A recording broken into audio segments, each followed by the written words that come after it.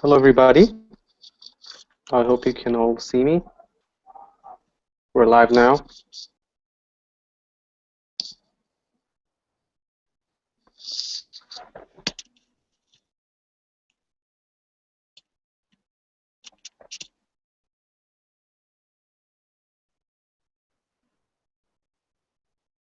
So, sorry for the delay of half an hour. Apparently, no matter how much you actually test stuff, they actually crash at the last minute.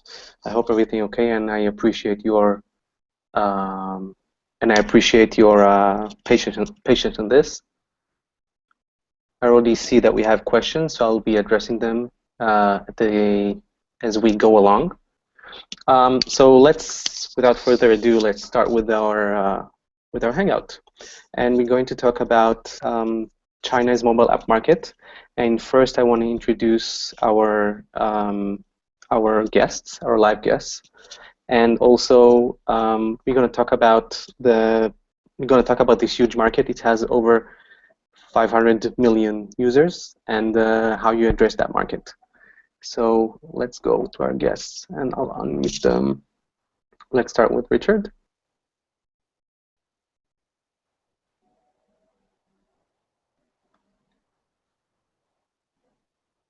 Richard, I need you to unmute yourself.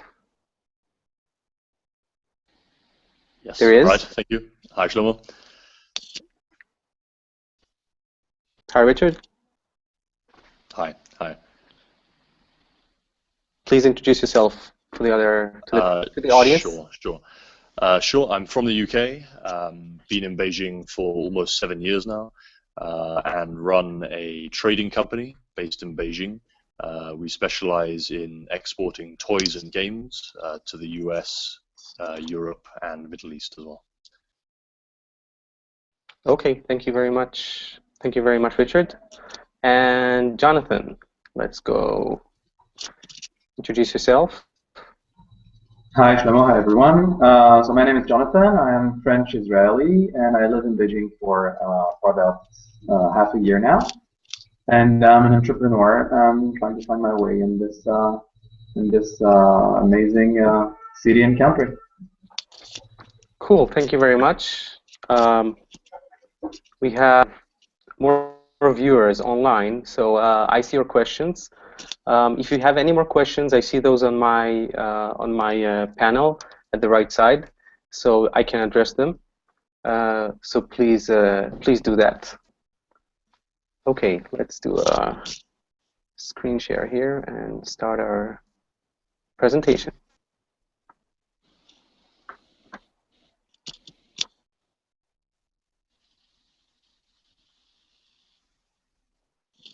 There you go. It will take a minute.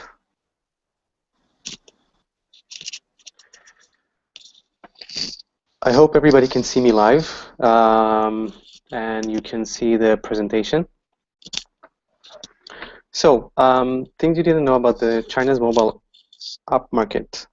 We're talking about a huge market here. We're talking about a market which is actually the biggest in the world.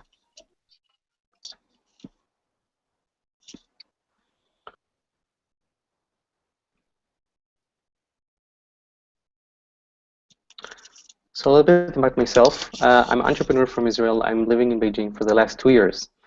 I'm the founder of Startup Noodle, trying to help as much as possible to entrepreneurs here in Beijing and around the world. I have startup help calls, so you can get in touch with me whenever you want for an advice. I'm a mentor and a speaker on various events. I'm the founder of App in China. This is a service for distributing your apps in the mobile market. This is how I learned about the mobile market in China, and how to get your mobile apps out there into this huge market. And I'm very proud to be the organizer of the Lean Startup Meetup in Beijing. We're actually going for almost 700 members now, which is pretty exciting. We have monthly events. It's been really cool. So this is what we're going to talk about today. We're going to try to answer these questions. you see how many smartphones are actually out there in the world. So of course there are various estimations, and we go through those, and how many of those are in China.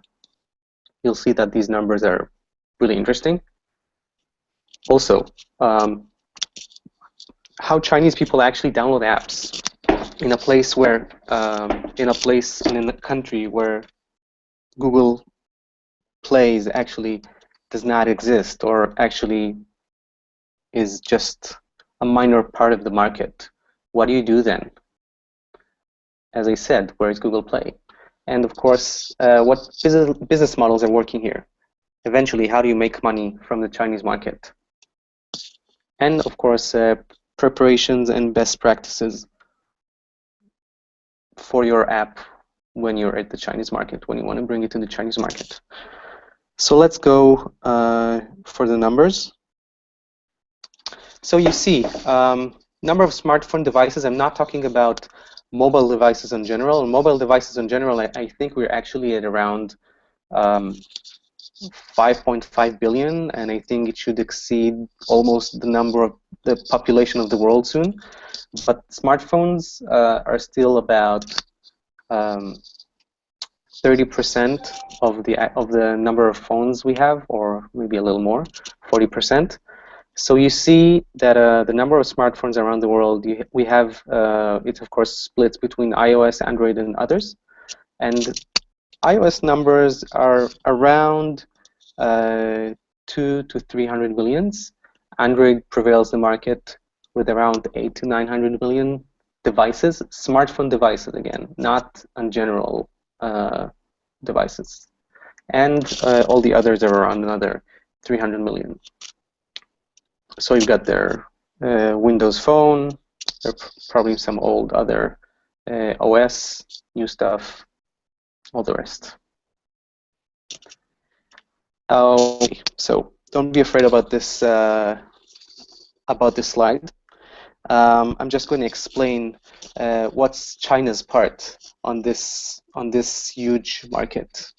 So you see at the bottom, you got a mark says rest of the world, and this is the number of devices, of smartphone devices, which are out of China, and the rest of the world has about 1 billion devices, and China holds around 30% of that. 30% of smartphone devices are actually in China. That's 500 million devices. If you break it down a little to iOS and Android, you see that there are about 200 million devices at the rest of the world, and 100 to 150 devices only in China for iOS, for iPhones. This is 45% of the market. On Android, we're talking about a little smaller percentages, but the numbers are much, much higher. So out of 800 million devices, we have 350. Numbers talk about 350 to around maybe even 400 million devices, Android devices, only in China.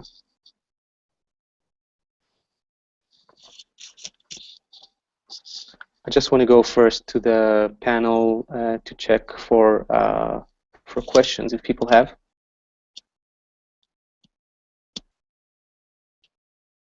Any questions from our guests?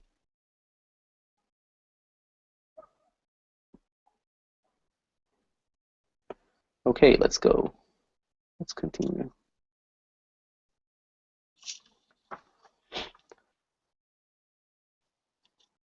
So people in China actually download their apps from different markets, and there are a lot of different markets. Google Play holds around, I heard numbers of 5 to 6% of the market. I read this morning an article saying it's 3.5% of the market. Anyway, it's a really tiny fraction of the market, and actually most of the apps are downloaded from other stores. There are over 200 of those, and you can see here the main 20 stores at the Chinese market. These are the biggest ones, especially the ones at the upper row there. So as example, you have 360. 360 is actually a software security company, and they also have one of the most popular browsers in China. So they have their own market. You have Xiaomi. Xiaomi is the third from the left. Um, this is actually the iPhone or the Apple of China. They make great phones, and they're pretty cheap and exact for the local market. And these are really good phones. And they have obviously their own store. They're pushing it through their devices, so they have the store or the market on their devices. You can also find all the way at the right side, you find Baidu. Baidu is the Google of China. And Google of China has its own market. Just recently, a couple of weeks ago, they bought 91. 91 is the fourth on the left. And this market, and just for a tiny amount of $1.9 billion. And this is to increase their influence at the mobile market, just to have a better presence. Also, you can see there are other manufacturers over here that have markets. So you can see Meizu all the way at the bottom right, or you can see Lenovo. They're also here, and of course Huawei. So the most actually sold devices in China are Lenovo and Huawei. And Xiaomi, as far as I know, is around number 6, but they're growing really, really fast. So Google Play is actually not one of those top 20. And for covering most of the market, around 80 to 90% of the market, you need to go to the biggest markets or stores in China, the Android stores. And these are the ones. Of course, there are changes. These are estimates. Companies acquire other companies, ranking changes, and of course there is no official ranking of those stores, so things change. Another example is UC. UC is I think the most popular browser in China, and they have their own store for games, for mobile app games. So this is another example of a change just happening in the market. They grew immensely at the last couple of months. So how do you make money in China from your apps? If you're going for paid apps, this is not something that will work in China. Actually, Chinese people are not particularly glad to pay for apps. However, two other models that will work are either advertisement. So you have free apps. You have the free app and advertising on it. Or another option is have an in-app purchase. Now the problem with in-app purchase is as follows. The billing system in China is, again, very, very diverse, and you need to have a separate SDK of the stores and have a local presence in order to collect your payment. But a solution for that can be on carrier billing. So when a person downloads the app for free and then he wants to have an in-app purchase, instead of going through the store, they're actually going through the carrier and getting billed through the carrier. Now this is not working for paid apps because the person still need to download the app. The user need to still download the app ahead. But if the user already have the app, you can actually use the in-app purchase with carrier billing. If you want to have more information on this, I'm more than happy to talk about it with you on one-on-one. So please let me know.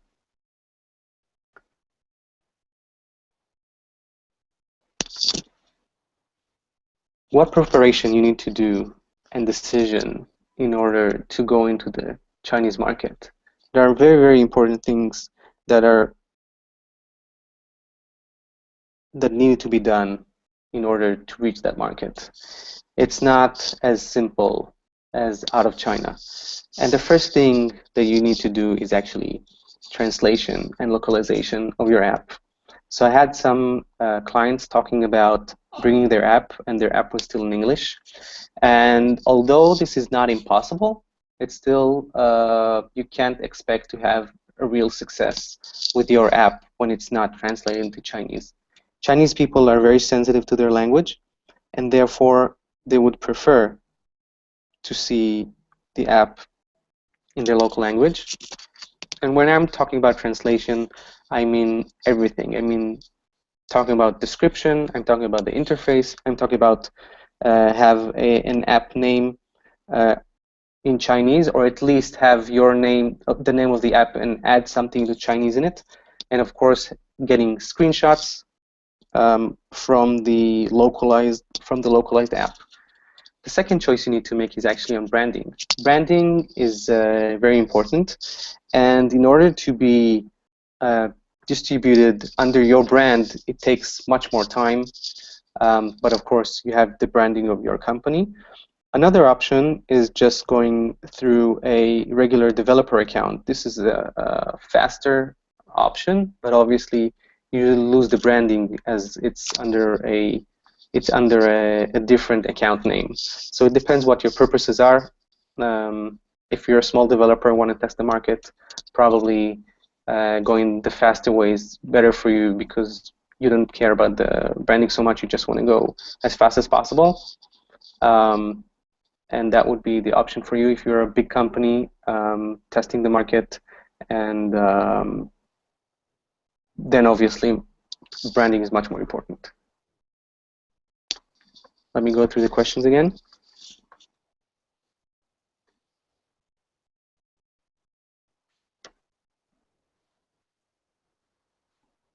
Any question, guys, from our guests?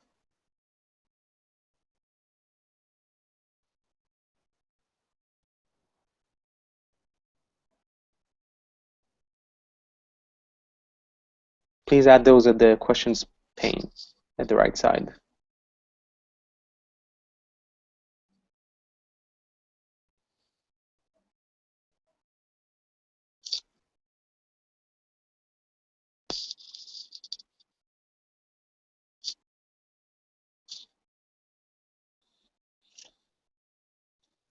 Okay, let's continue.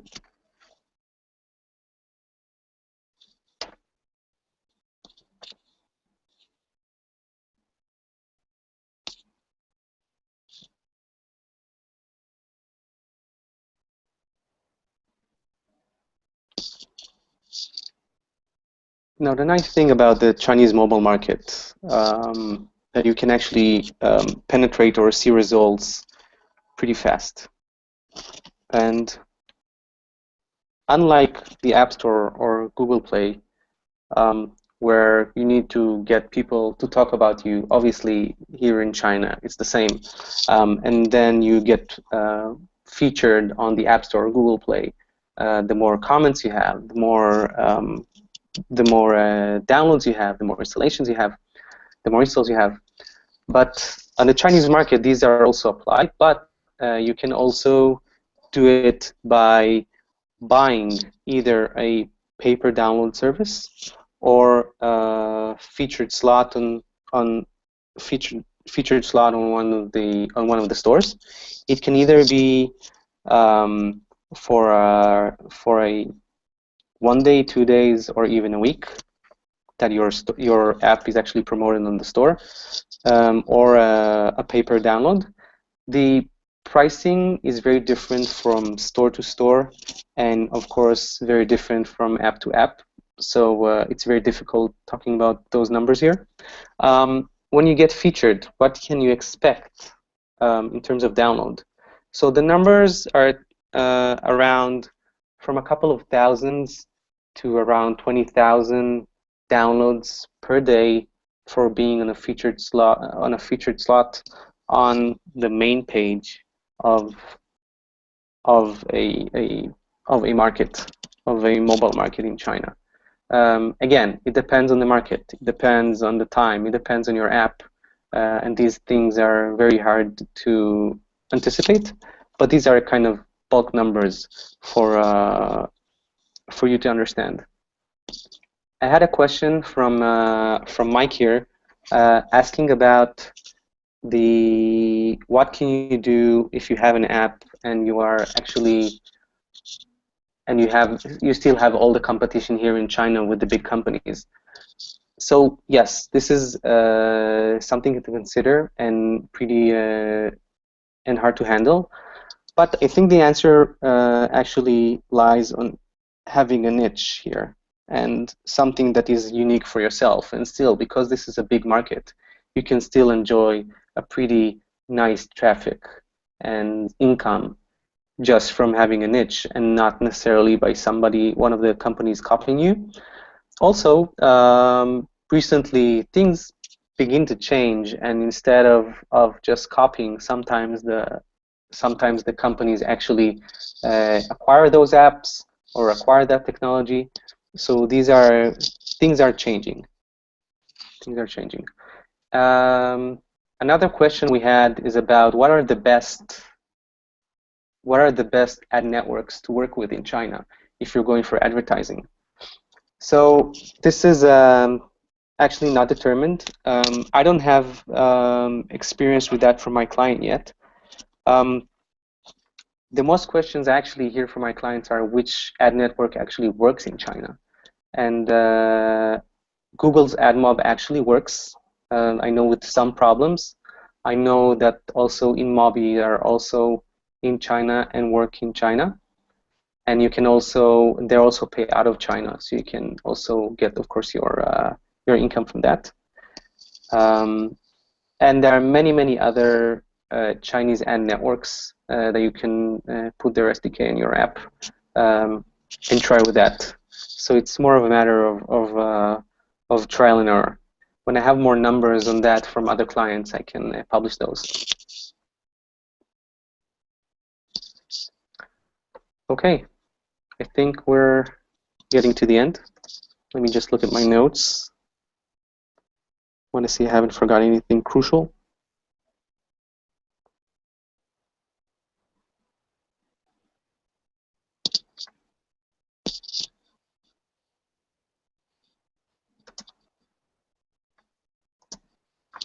Okay, let's do an open discussion for questions from our guests and from the audience.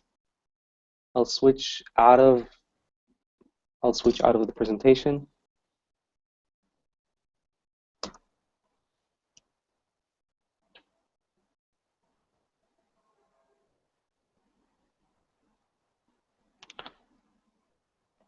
Guys, if you're muted, I can't unmute.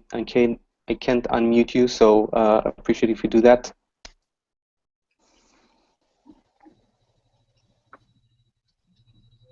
Richard, do you have any questions?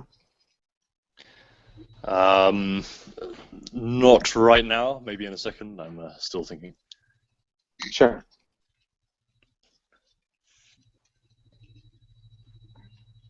Jonathan? Well, that was obviously very interesting. Nothing special comes to my mind. It's kind of eye-opening. Even like, is it if you have even like, from the traffic you're talking about, it sounds like any app you put on the market and you feature it can have a huge traffic, even if the app is not innovative or bringing something interesting or new. Is it the case? Is there like are the Chinese just downloading apps and trying them and will make like easily in-app purchases, or does your app need to be innovative or to bring something different or? Okay. So the thing is this. It's not automatic that you have huge amount of traffic. I do know about companies who actually just had traffic from China, and then they decided that they are going to try the Chinese market. So that was a trigger to actually go to the Chinese market without even do any effort for that Chinese market. So this is one thing that you know you have to come here. If you're already here and you're just starting and testing it, I had experiences with really nice traffic, especially after promotion, and I had experience with not so much traffic as well. So it really depends. It really depends on the app. It depends on the branding. I spoke before about having screenshots. Same rule applies here, to have good screenshots, and that will be appealing for the local market. So these are really important. How do you know what marketplace to what marketplace to put your app on? So usually the best thing obviously is going for the larger one. The thing is that sometimes there are markets that are specialized more on different types of apps. As example, 1.ya. 1.ya actually prefer games and nice interface and graphic apps. There are others that are only for games, as you see as example. So you really need to it's really app dependent again. But usually what we do, we will put the app on the largest stores and then get the traffic from there. It can either be on the 10 larger, or if you want to cover more of the market, you go for the 20 largest stores, and then you can enjoy that traffic. Thank you. Okay. Any more questions from the audience, from our guests? Yeah, I had one, which is when you're paying for downloads on the store, or pay per download, as you mentioned, is there a risk that some or many of those downloads could be fake? That's a very, very good question. A very good question. So actually, it is debatable. It depends who you ask. And usually the numbers from the stores supposed to be okay, but the best thing would be to actually have an external tracking system to track your downloads from different stores. So what you would do, you actually put a different APK, a different app on each of the stores, and you have different tracking for all those. So you would know exactly how many downloads you have for which store. And you need to integrate those systems in your app, but that actually solve the problem and is the most reliable way. All right, thank you. Okay. I have one more question. Yes, please. In the West, when you try to make a good branding, so you use a lot of social networking. You work a lot on making your brand famous on Twitter, Facebook. You make integrations of your app with the social networks.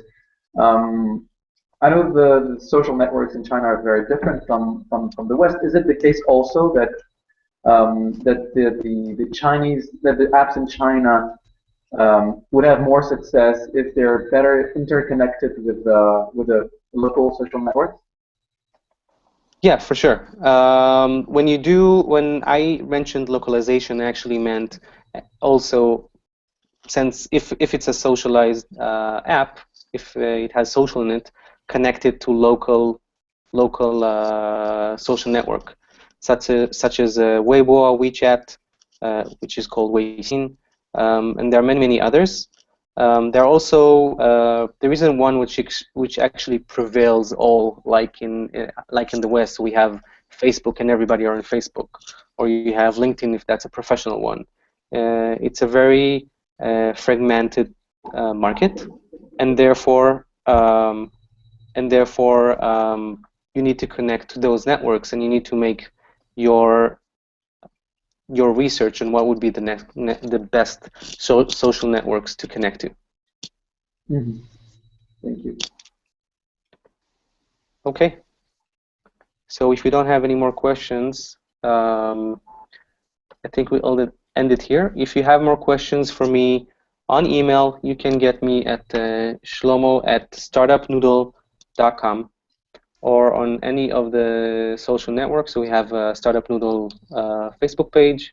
We got a Twitter handle, Startup Noodle, @Startup Noodle, and a Google Plus page, that's plus Startup Noodle. Thank you very much for our guests. Cool. Jonathan and Richard, I appreciate your Thank you very much. questions. Thank you very much. Very interesting. Yeah. Have a good day. Bye-bye. Thank you for joining. Thank you.